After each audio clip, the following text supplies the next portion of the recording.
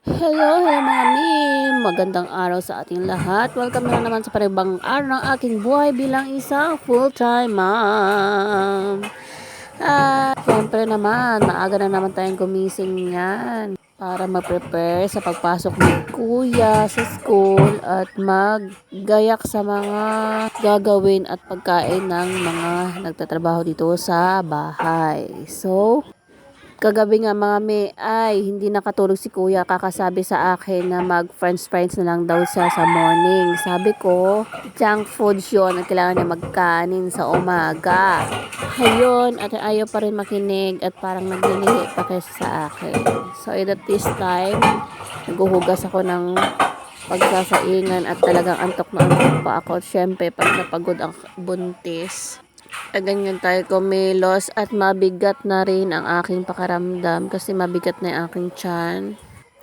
Naglalagay na ako ng belt nandito sa baba para ng aking tummy para medyo magaan-gaan ang aking pakiramdam kasi talagang nabibigatan na ako, nahirapan na ako maglakad.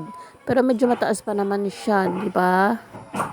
Kahit next month na ang aking kabuanan. So, ayan, tignan niyo naman yung kilos ko para akong dyan, pagong na pagong. Kasi nga, ikaw ba naman ang lahat yung gagawin mo dito sa bahay, ikaw lang mag-isa. So, di ba pagod-pagod. Ito na nga, nagluto na ako ng french fries na kaunti lang para kay kuya.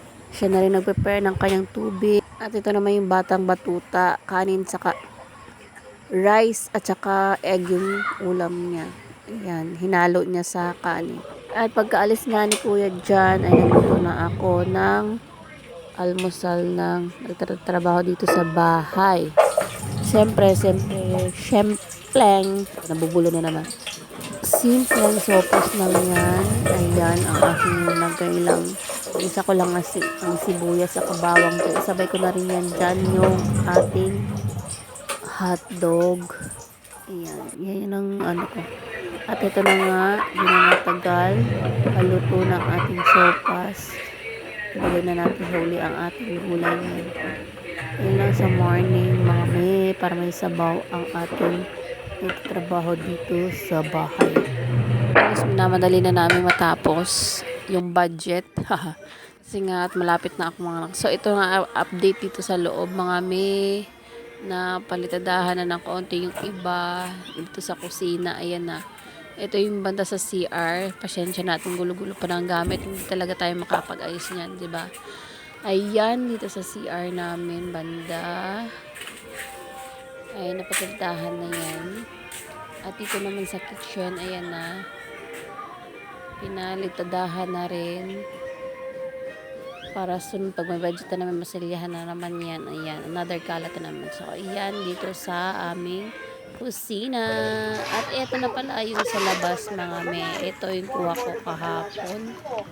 Na lagay na yung bubong namin, temporary bubong, pero dapat bubuhusan yan. So, yan lang muna update mga Thank you for watching. Please like and subscribe sa aking YouTube channel. Maraming salamat. God bless!